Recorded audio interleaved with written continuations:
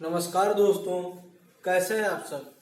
दोस्तों, आज हम सभी पढ़ेंगे linear equation in two variables में unique solution, infinitely many solutions, inconsistent, यही सब पढ़ेंगे दोस्तों। चलिए, सबसे पहले आप सभी को बता दूं कंसिस्टेंट और इनकंसिस्टेंट क्या होता है। तो हेडिंग आएगी दोस्तों आप सभी कंसिस्टेंट दोस्तों कंसिस्टेंट क्या होता है, कंसिस्टेंट क्या होता है, बड़े ध्यान से समझिएगा। आप सभी जानते हैं लीनियर इक्वेशन टू वेरिएबल क्या होता है। मैं आप सभी को लेक्चर 1 में बताया हूँ, इंट्रोडक्शन दिया हूँ। a1x plus b1y plus c equal to 0।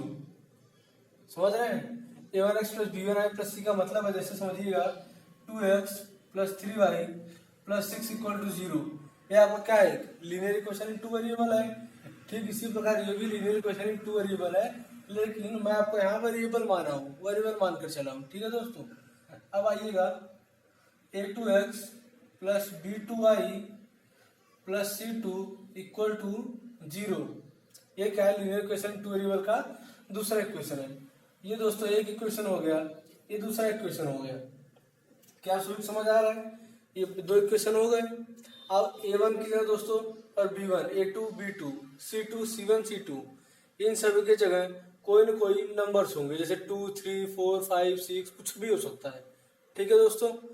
चलिए, अगर दोस्तों अगर हम इसे सॉल्व करें, ठीक है, जब क्लास 9 में आपने सॉल्व किया होगा, एक आपको इक्वेशन दिया होगा 2x plus 3y plus 6 equal to 0, और दूसरा इक्वेशन दे दिया होगा 3x plus 2y plus 4 plus 3 equal to 0।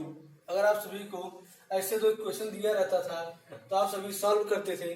चलिए मान लेते हैं हम इसको सॉल्व करते हैं 3y पहले वाले को, ठीक है, 2x प्लस 3y प्लस 6 को सॉल्व करते हैं। आप क्या करते थे, 3y equal to 6 minus 2x लिखते थे, और y equal to 6 minus 2x upon में 3 लिख देते थे। उसके बाद सॉल्व करने के बाद जो भी आपका आंसर आता था आप वो करते थे। ठीक है, ये एक प्रकार। दूसरा हो गया आपका 3x प्लस 2y को आप लिखते थे 2y equal to 3 minus 3x।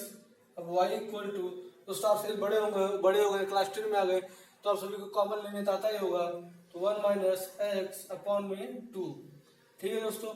उसके बाद आप एक्स वाई की वैल्यू पुट कर आंसर निकाल के ग्राफ ड्रॉ कर सकते थे। ठीक है, आप सभी ग्राफ ड्रॉ कर सकते थे, और अब आपको करना आता है क्लास 10 में आप सभी। ठीक है दोस्तों, अब देखते हैं इसका ग्राफ कैसे होगा। a1x plus b1y plus c1 और a2x plus b2y plus c2 equal to 0। चलिए, ये आपका हो गया y एक्सिस, ठीक है, ये हो गया आपका x एक्सिस, ये आपका y एक्सिस है, ये आपका x एक्सिस है। तो आप सभी समझ आ रहा है। चलिए ठीक है दोस्तों, y एक्सिस x एक्सिस। अब हम सभी जितना ऊपर जाएंगे ये होगा y एक्सिस, और जितना नीचे जाएंगे होगा x एक्सिस। इधर अगर स्ट्रेट हो जाएंगे तो x एक्सिस। अब दोस्तों अगर हम इसे ड्रा करते हैं तो हम लिखेंगे y equal to c1 minus a1x upon में b1। ठीक है, दोनों को सॉल्व करने पर कुछ ना कुछ तो बनेगा। मान लीजिए आप इसको अगर सॉल्व करते हैं y equal to 6 minus 2x upon में 3, तो इसका ग्राफ कुछ ऐसा बनता है। ठीक है दोस्तों, इसका ग्राफ कुछ ऐसा बना, इसका graph y equal to 6 minus 2x upon में 3। ठीक है, और y इक्वल टू 3 ब्रैकेट में 1 माइनस x अपॉन में 2, इसका ग्राफ हम सभी मान के चलते हैं कुछ इस तरह बना होगा। ठीक, इसको नाम दे देते हैं L1, इसको नाम देते हैं L2, केवल नाम दिए, कोई वो नहीं। इसका नाम हो गया L1, इसका नाम हो गया L2। ठीक है, क्या समझ आ रहा है यहाँ तक। बहुत ध्यान से समझिए दोस्तों, बहुत ही सरल चैप्टर है ये। Linear equation in two variable बहुत ही सरल चैप्टर है, इसलिए बहुत ध्यान से समझने की जरूरत है आप सभी को। चलिए ठीक है, आगे बढ़ते हैं। ठीक है दोस्तों, जैसा आपने इसका ग्राफ बना लिया, अगर मैं आपको यहाँ भी कुछ ए बी सी का कोई नंबर दिया होता तो आप उसका भी ग्राफ बना लेते। ठीक है, अब चलिए हम इसको मान लेते हैं, इसके a1x b1y प्लस c1 का ग्राफ क्या है, L1 क्या है, इसका ग्राफ है। ठीक है, L1 क्या है, इसका ग्राफ है, और a2x plus b2y plus c2 ये L2 का ग्राफ है। ठीक है, देखिएगा अब जब ये दोनों पॉइंट कुछ यहाँ कट कर रहे हैं, ये दोस्तों कुछ x, y पॉइंट बनेगा, x, y। अभी ना आपको x की वैल्यू पता है ना y की वैल्यू पता है, ना x की वैल्यू पता है ना y की वैल्यू पता है। तो हम मान लेते हैं x इक्वल टू अल्फा है और y इक्वल टू बीटा है, तो हम नाम दे देंगे इस पॉइंट का अल्फा कॉमा बीटा। इस पॉइंट का हम क्या नाम दे देंगे, अल्फा कॉमा बीटा। जैसे इस पॉइंट का नाम देते हैं अल्फा कॉमा बीटा, ठीक है, अल्फा कॉमा बीटा अगर आप इसमें रखते हैं इन दोनों इक्वेशन में, तो दोनों इक्वेशन की वैल्यू क्या हो जाएगी, 0 हो जाएगी। जब भी दोस्तों ध्यान दिए, बहुत इंपॉर्टेंट बात यहाँ बताने वाला हूँ, जब भी कोई दो लाइन मतलब दो स्ट्रेट लाइन कहीं एक पॉइंट पर कट करे, क्या कहीं एक पॉइंट पर कट करे, तो उसे हम यूनिक सॉल्यूशन बोलते हैं। क्या बोलते हैं, यूनिक सॉल्यूशन। ये बात याद रखिए, जब भी एक पॉइंट पे कट करेगा यूनिक सॉल्यूशन बोलेंगे, और साथ ही साथ कंसिस्टेंट बोलेंगे। क्या बोलेंगे हम, कंसिस्टेंट बोलेंगे। दोस्तों अब आप सभी को समझ आ गया होगा कंसिस्टेंट और यूनिक क्या है। जब भी कोई दो लाइन केवल और केवल एक पॉइंट पे कट करे, क्या केवल और केवल एक पॉइंट पे कट करे, तो उसे हम क्या बोलेंगे, यूनिक सॉल्यूशन बोलेंगे या तो कंसिस्टेंट सॉल्यूशन बोलेंगे। लेकिन अगर ये आपका एक लाइन है, ठीक है दोस्तों, और ये आपका कोई कर्व है, क्या है कर्व, अभी दो से ज्यादा पॉइंट एक जगह यहाँ काटा है, ये पॉइंट, ये दूसरा पॉइंट, 3 पॉइंट पे काटा है, ठीक है। लेकिन अब ये क्या है, यूनिक सॉल्यूशन और कंसिस्टेंट नहीं है। यूनिक सॉल्यूशन और कंसिस्टेंट सॉल्यूशन वही है जब भी आपका एक पॉइंट पे कटेगा, ठीक है दोस्तों। चलिए अब हम समझते हैं इनफाइनाइटली मेनी सॉल्यूशंस क्या होता है। दोस्तों इनफाइनाइटली मेनी सॉल्यूशंस का मतलब है कई सॉल्यूशन, क्या कई सॉल्यूशन, एक जिसका एक सॉल्यूशन ना हो, मोर देन वन सॉल्यूशन। जैसे ये हुआ 3 solution, more than one solution. लेकिन इनफाइनाइटली का मतलब है इनफाइनाइट, ये तो केवल 3 था, गिनत था। इनफाइनाइट का मतलब अनगिनत, जिसे आप गिन न सकें। इनफाइनाइटली का मतलब क्या है, अनगिनत, जिसे आप गिन न सकें।